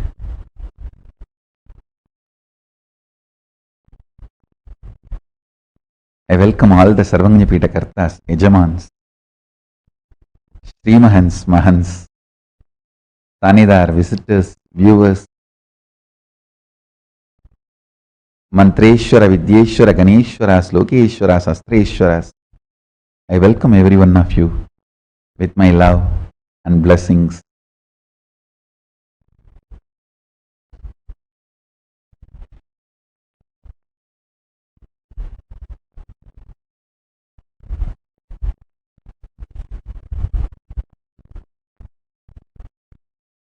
Paramashiva's message directly from Kailasa. Intensifying your evolution, whether maturing your taste or manifesting powers or strengthening your will persistence, all this can be done beautifully now because the Pralaya is coming to an end. Understand? By December 14th, it will reach the peak, then it will start settling down. After December 14th, it's all settling down period. You can use this opportunity intensely to intensify your evolution process. Understand? Your very DNA can be pushed to the next level of evolution, conscious evolution.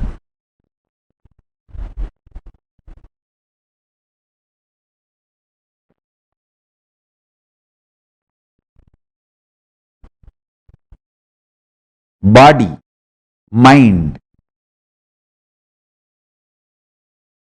consciousness, the way you experience life, your ability to experience life, all can be just pushed up, raised to the next level. Understand?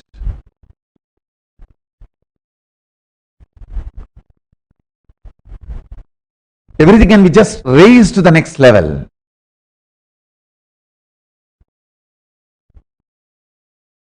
Last few days I am continuously in Samadhi to make that happen for all of you. Understand? This is the most sensitive time of your life. For each one of you I am talking. Make intensely life positive decisions. Even if you feel like you don't have a future, if you make that life positive decision. See, life positive decisions are like giving birth to yourself. Every time when a mother gives birth to a baby, she feels like she may die. Listen carefully. Your fears about life positivity should be kept aside. See, actually fears push you into life negativity. They try to bring you down from your life positivity and intensity of life. Make all decision towards expansion. In Agama, Bhagavan says very clearly, Paramashiva says very clearly, for making a temple larger, everything is accepted. for making your life larger, everything is okay. Go for life positive decision. Don't go for your low level, immature ideas about life, freedom. See, immaturity always gives you the feeling of suffocation wherever you are. Constantly it will give you suffocation. Never try to change external things first. First change internal. Find spiritual solution. Along with spiritual solution, change the outside also. Intensity. Intensity. Maturing yourself. Spiritual centric solutions. Let these things be constantly kept in you when you make decisions after December 14th. One good thing is that after December 14th, the whole Pralaya will start settling down. And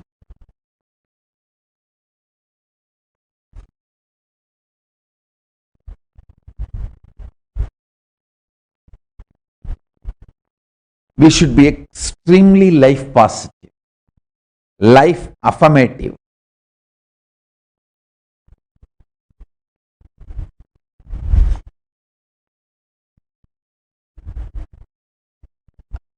Last few days, I'm in intense samadhi. I can see my body and mind, everything is intensely getting prepared to guide all of you into the superconscious breakthrough.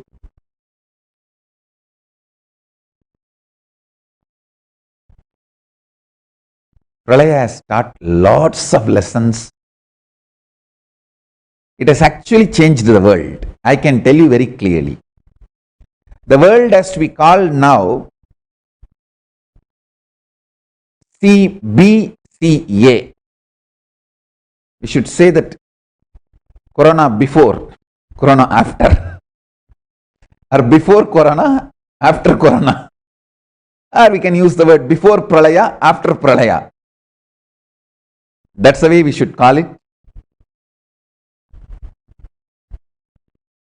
Because too many things about what we know has changed. All our ideas about education, government job, stability, even about governments, much has changed. Many things, imaginary value, things lost value. Understand? Many things which is really worthy have started coming out. People have started realizing the real worthy things, and many imaginary things which you were thinking as power has started melting down.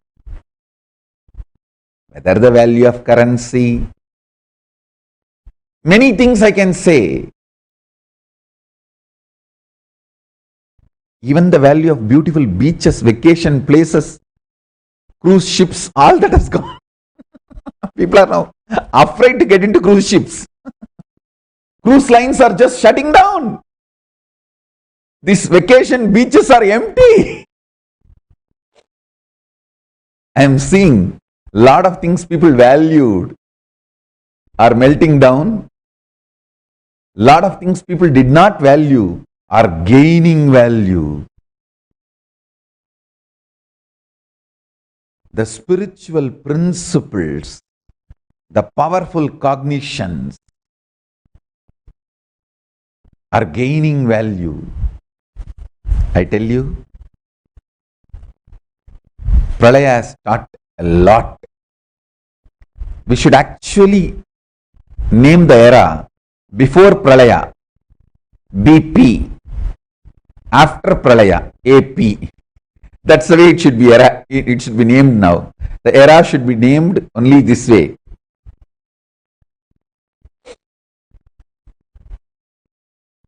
I am seeing by Shivaratri the whole Pralaya will settle down.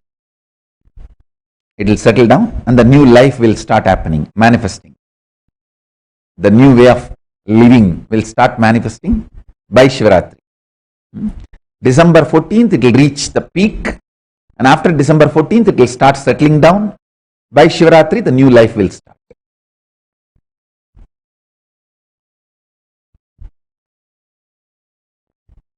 Blessed are those who are protected by Paramashiva, stayed with Guru.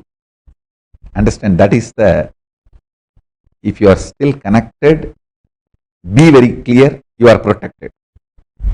That is the biggest protection.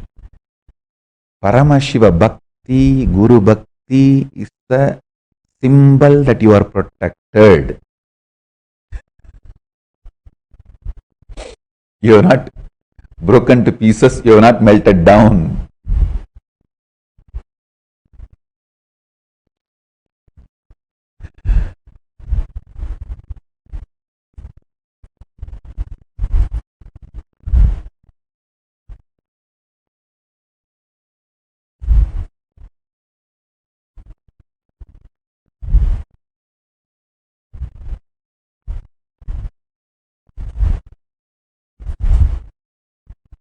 I think I am in too high space. If I speak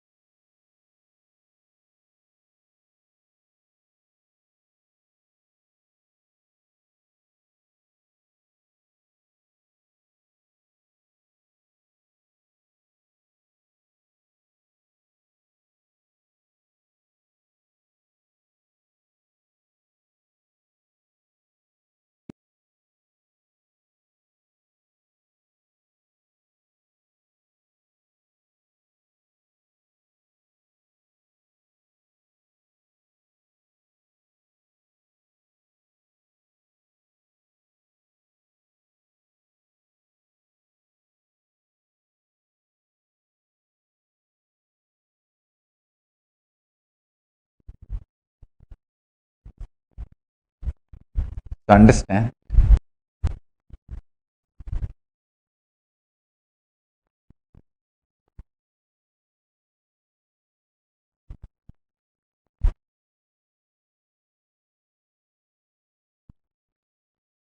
be intensely life possible.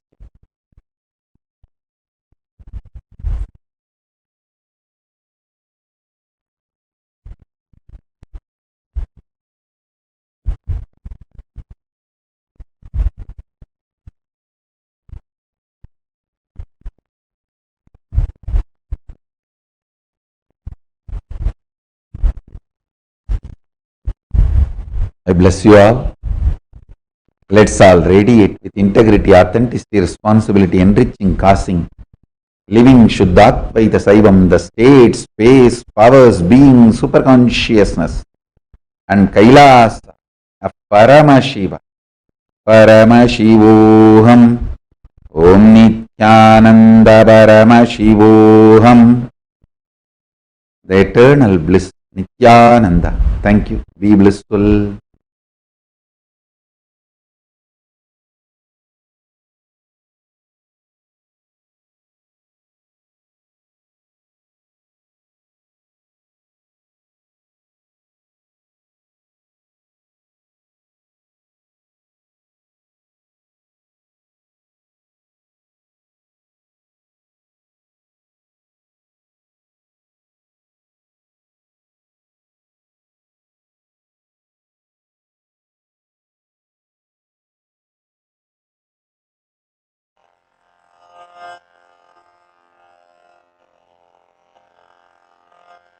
श्रीकैलासोन्नतद्वादशान्तश्यामलापीठारूढ श्रीमीनाक्षिसुन्दरेश्वरा भिन्नस्वरूप परशिवपुत्ररत्न Kumar गुरुमण्यतुल्यावतार श्रीपार्वतीस्तन्यपानलब्धदिव्यज्ञान विश्रुतसकलनिगमागमसारभूत द्राविडवेदप्रवक्त्रे श्रीमत्परमशिवकरुणासमधिगतमुक्तामयचतुरश्रयान गीयमान छत्रचामर श्रीचिह्नकाहलादिसमस्तबिरदावल्यलङ्कृत ज्ञानविज्ञानचक्रवर्ती सर्वजनसङ्घसद्यो निर्वाणदीक्षाव्ययापवर्गवर्ष विश्राण Jimuta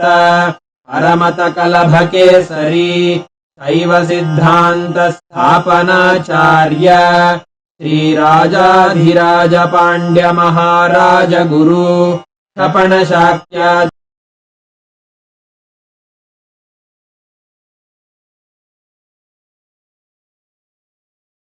महान्धकार निवारण ज्ञान भानु वीक्षणानर्ह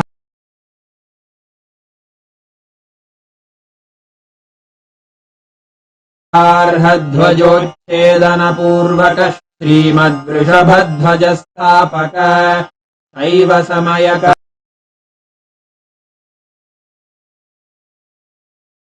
कर्त्रे सर्वज्ञपीठारूढ श्रीजगद्गुरु श्रीज्ञानसम्बन्धदेशिक स्वामी वागीश सुन्दर माणिक्यवाचक स्वामिनाम् अवतारभूत श्रीज्ञानसम्बन्ध स्वामी पुनरुद्धृत श्यामलापीठ सर्वज्ञपीठ त्रिणवत्युत्तरद्विशततम गुरुमहासन्निधान अरुणगिरियोगीश्वर परम्परागत अरुणाचल सर्वज्ञपीठ गुरुमहासन्निधान कैलास परम्परागत काञ्ची कैलास सर्वज्ञपीठ त्रयस्त्रिंशदुत्तरद्विशततम गुरुमहासन्निधान नित्योत्सव नित्यमङ्गल नित्यकल्याण नित्यरजित कैलास परम्परागत आदि कैलास नित्यानन्दपीठ महासंस्थान महासिंहासन पीठकर्तः साक्षात् श्री परमशिव समुद्भूत कैलास परम्परागत वैवस्वतमनु इक्ष्वाकु हरिश्चन्द्र भगीरथ श्रीरामचन्द्र शूरसेन इत्यादि अनवच्छिन्न सार्वभौम चक्रवर्ति परम्परागत चतुष्षष्टि योगिनी मण्डित चतुष्षष्टि सम्प्रदाय प्रवर्तक मनुधर्मशासन सूर्यवंश प्राप्त सर्वज्ञपीठ सुराङ्गी साम्राज्य मूर्धाभिषिक्त चूडामणे साक्षात् श्री परमशिव समुद्भूत कपिल महागुरु पुनरुद्धृत महानिर्वाणिपीठ अष्टोत्तर सहस्र श्री महामण्डलेश्वर साक्षात् श्री परमशिव सिंहासनाभिषिक्त समस्त गणनायक श्री महागणपति समार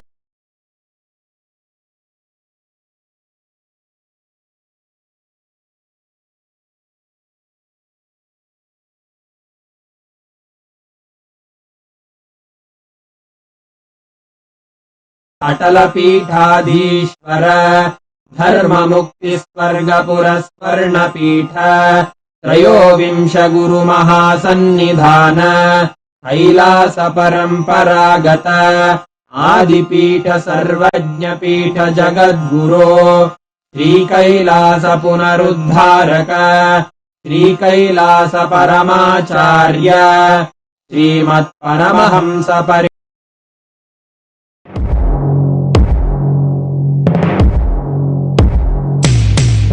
In one line, if I have to put it in a simple way, seeing always each other with a tremendous love that everyone is Paramashiva. There starts Kailasa. Whether you hug each other, love each other, or ferociously train each other, the core cognition should be seeing each other as Paramashiva. That is where the seed of Kailasa starts.